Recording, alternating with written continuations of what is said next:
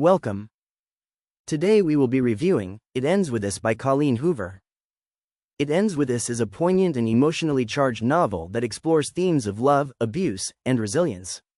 The story follows Lily Bloom, a young woman who navigates the complexities of a relationship with Ryle Kincaid, a neurosurgeon with a troubled past. As Lily's past and present collide, she must confront difficult truths about her relationships and her own strength. Hoover's writing is compelling and accessible, drawing readers into Lily's world with vivid descriptions and heartfelt prose. The character development is a standout feature, particularly in the portrayal of Lily, whose journey is both heartbreaking and inspiring. Her inner conflict and growth are portrayed with sensitivity and depth, making her a relatable and strong protagonist.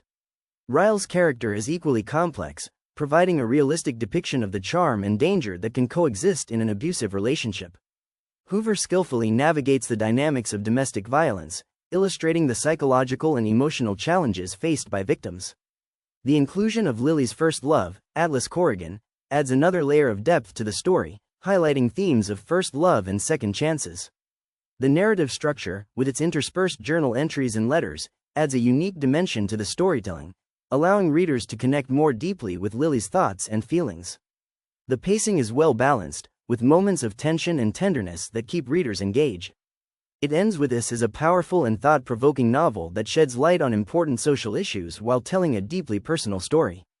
Colleen Hoover's ability to blend romance with serious themes makes this book a compelling read that resonates long after the final page.